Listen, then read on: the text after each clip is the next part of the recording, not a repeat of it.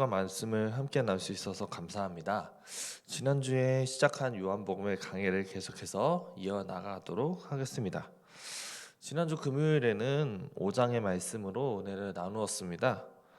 베데스다 연못에 38년 된 환자를 치료해 주심을 통해 우리의 문제를 해결해 주시는 예수님을 알아보았습니다. 오늘은 요한복음 6장 전체를 한번 살펴보면서 영생을 주시는 생명의 떡이신 예수님을 알아보기를 소망합니다. 오늘 6장의 본문은 여러분들이 잘 아는 사건이 일어납니다. 사복음서 모두에 기록되어 있는 사건인 오병이어의 사건이 오늘 본문에 등장합니다. 어느 6월절 다 되어가는 날 디베랴의 갈릴리 호숫가에 사람들이 몰려왔습니다. 예수님의 치유 사역, 환자를 고치는 일들을 많이 본 사람들은 이 사람이 도대체 누군가 궁금해하며 사람들이 몰려왔습니다. 예수님 곁으로 몰려오게 되었죠. 대략 세어보니까 약 5천 명쯤이었습니다. 그러면 적어도 생각해보면 10,000명에서 20,000명의 사람들이 모였다는 이야기입니다. 예수님께서 이들을 보시고 제자 빌립에게 이야기하십니다. 빌립아, 우리가 어디서 떡을 사서 이 사람들을 먹일 수 있을까? 빌립이 한번 셈을 해보고 이야기를 합니다. 선생님, 저 각 사람이 조금씩 받게 할지라도 200데나리온의 떡이 모자랍니다. 그런데 어떤 한 아이가 예수님과 제자들에게 오게 됩니다. 그래서 그것을 보게 된 제자 안드레가 예수님께 이야기합니다. 한 아이가 보리떡 5개와 물고기 2마리를 가지고 왔습니다. 근데 이걸로는 이 2만 명의 사람들을 먹이기에는 정말로 부족합니다. 택도 없을 것입니다. 라고 이렇게 이야기합니다. 그것을 보고 예수님은 제자들에게 이야기하십니다. 자, 무리들을 앉게 하여라. 그렇게 2만 명을 잔디에 딱 앉혔습니다. 그리고 그 보리떡 보리떡 5개와 물고기 2마리를 가지고 축사를 하십니다. 그리고 앉아있는 무리에게 나눠주시기 시작하셨습니다. 그런데 놀라운 일이 일어나게 됩니다.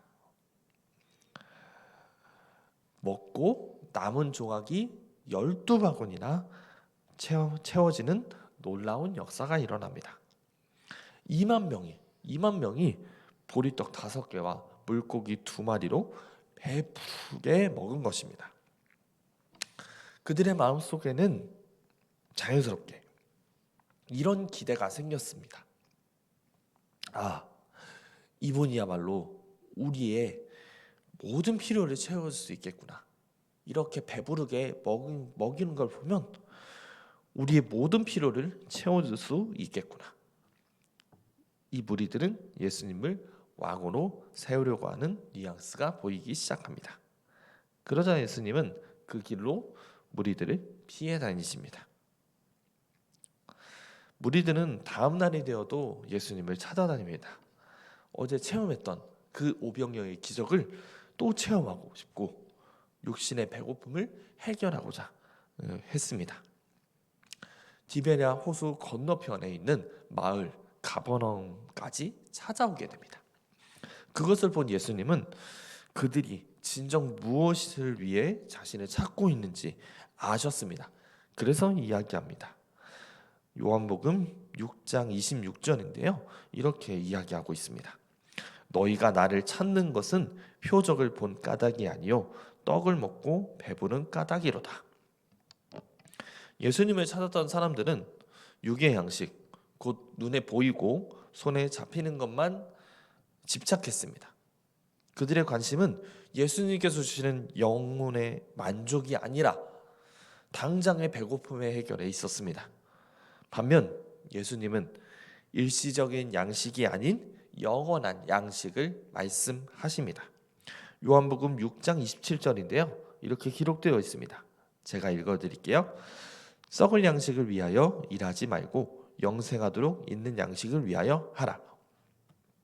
예수님은 오병이어의 기적을 통해 사람들에게 단순한 배부름 이상의 메시지를 전하고자 하셨습니다.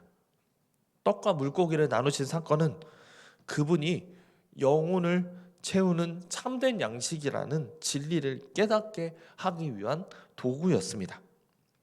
그러나 사람들은 기적에만 눈이 멀어 그 기적의 의미를 깨닫지 못했습니다.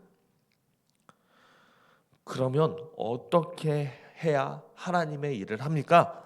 라고 물어보는 무리들에게 예수님은 하나님께서 보내신 일을 믿는 것이 하나님의 일임을 말씀하십니다. 그들은 예수님을 믿을 표적을 달라고 이야기하면서 예로 드리는 것이 만나였습니다. 그러나 예수님은 그 만나보다 더 위대한 참떡을 하나님께서 주시겠다고 이야기하십니다. 이 위대한 참떡, 예수님께서 주시고자 한 것은 단순한 떡이 아니었습니다. 예수님은 그들에게 더 깊은 영적 진리를 가르치셨습니다. 바로 자신이 생명의 떡이라는 선언이었습니다. 요한복음 6장 35절에 기록되어 있습니다. 예수께서 이르시되 내가 곧 생명의 떡이니 내게 오는 자는 결코 줄이지 아니할 터이요 나를 믿는 자는 영원히 목마르지 아니하리라. 예수님께서 생명의 떡이라고 하신 것은 그분 자신이 우리의 영혼을 살리는 참된 양식이라는 강력한 선언이었습니다. 그런데 무리들은 이것을 이해하지 못했습니다. 떡을 구했는데 정작 예수님이 하는 이야기가 자신이 떡이다라는 선포였으니까 말이죠. 그들은 수근거립니다. 저 나사렛에 사는 요셉의 아들 예수가 또 허튼 소리 한다. 또 뚱딴지 같은 소리 한다. 라고 수근거렸습니다. 그런 무리들에게 예수님은 다시 한번 이야기하십니다. 나는 생명의 떡이다. 사람들은 광야에서 조상들이 먹었던 만나를 기억하고 있었습니다. 만나가 하늘에서 내려온 음식이라는 점에서 그들은 그것을 하나님의 특별한 은혜로 여겼죠. 그러나 예수님은 이렇게 말씀하십니다. 요한복음 6장 49절부터 50절까지인데요. 오늘 읽었던 말씀입니다. 너희 조상들은 광야에서 만나를 먹어서도 죽었거니와 이는 하늘에서 내려온 떡이니 사람들로 하여금 먹고 죽지 아니하게 하는 것이니라. 광야에서의 만나도 하나님의 공급하심이었습니다. 그렇지만 그것은 한시적인 것이었고 결국 만나를 먹은 사람들도 다 죽었습니다. 그러나 예수님께서 주시는 떡은 영원한 생명을 주시는 떡입니다. 예수님을 믿고 받아들이는 자는 죽어도 영원히 살게 될 것입니다. 예수님께서 생명의 떡이라면 우리는 그 떡을 먹어야 합니다. 이는 곧 예수님의 말씀을 받아들이고 그분의 뜻에 순종하며 예수님을 따르는 것을 의미합니다. 당시 사람들은 예수님의 말씀을 이해하기 어려워했습니다. 아니 이 사람이 어찌하여 자기 살을 우리에게 주어 먹게 하느냐며 수근거렸죠. 그러나 예수님은 다시 한번 더욱더 강력하게 선포하셨습니다. 요한복음 6장 53절에 기록되어 있는 말씀인데요. 이렇게 이야기합니다. 내가 진실로 진실로 너희에게 이르노니 인자의 살을 먹지 아니하고 인자의 피를 마시지 아니하면 너희 속에 생명이 없느니라. 사람들은 당황했습니다. 어떻게 저 사람이 자신의 살을 우리에게 먹으라고 할 수 있는가? 수근거렸습니다. 이는 단순한 비유적인 표현이 아니라 그분의 희생과 사랑을 온전히 받아들이라는 영적인 의미였습니다. 그러나 사람들은 영적 의미를 깨닫지 못하고 육신적인 시각으로만 바라보았습니다. 이 말씀은 단순히 예수님이 육신을 먹으라고 하는 말씀이 아니었습니다. 예수님의 희생과 사랑을 온전히 받아들이고 그분을 나의 주님으로 모시고 사는 삶을 의미합니다. 예수님을 먹고 마신다는 것은 그분의 말씀을 매일 묵상하고 그 말씀대로 살아가는 삶의 태도를 말하고 있는 것입니다. 많은 사람들이 예수님의 가르침을 이해하지 못하고 그분을 떠나기 시작합니다. 그들은 예수님의 기적을 따라왔지만 정작 중요한 순간에 믿음의 결단을 내리지 못했습니다. 많은 사람들이 예수님을 떠날 때 예수님께서는 남아있는 제자들에게 물어보셨습니다. 너희도 가려느냐? 너희도 갈래? 이때 베드로는 이렇게 고백합니다. 주여, 영생의 말씀이 주께 있사오니 우리가 누구에게로 가오리까? 예수님은 자신을 믿고 있는 따르는 자들에게 영원한 생명을 약속하셨습니다.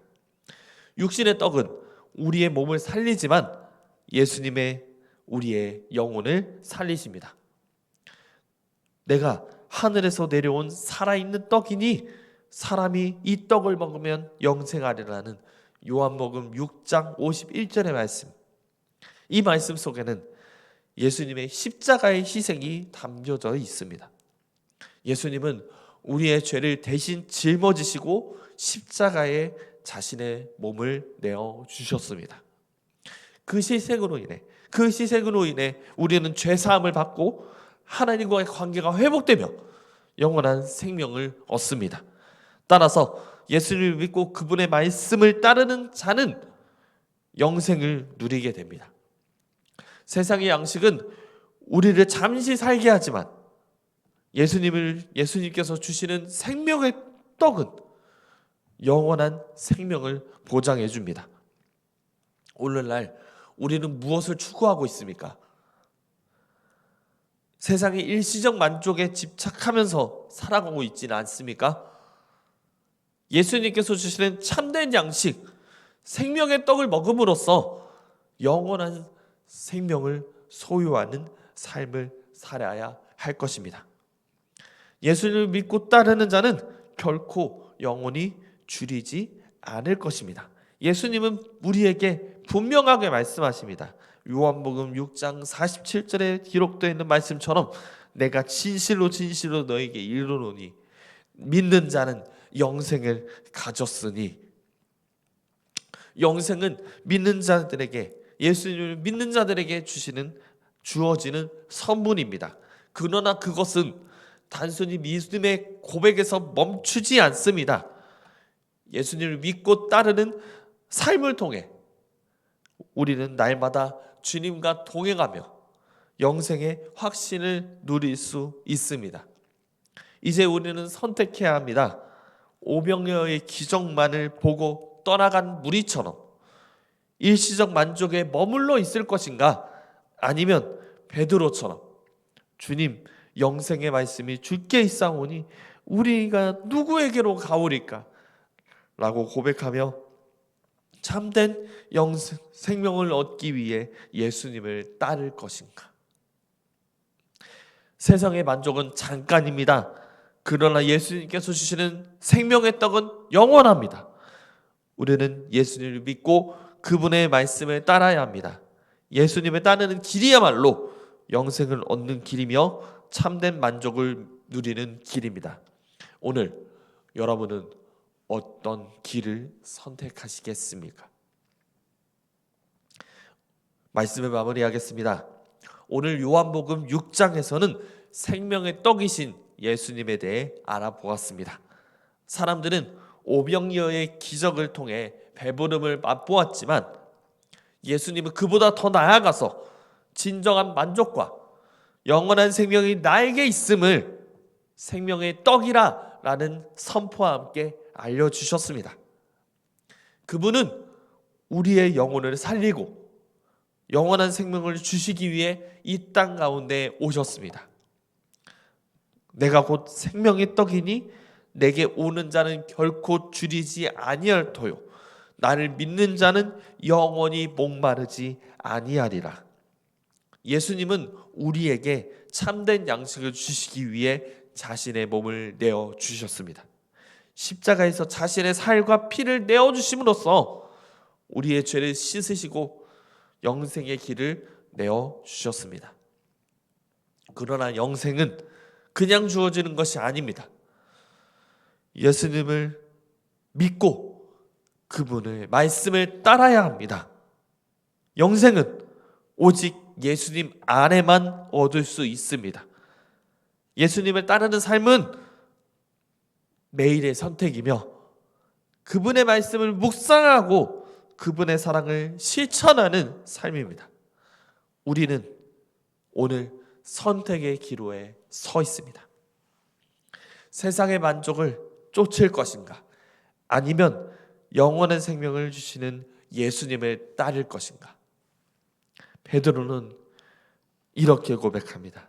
주여, 영생의 말씀이 주께 있사오니 우리가 누구에게로 가오리이까? 베드로의 고백이 우리의 고백이 되길 소망합니다.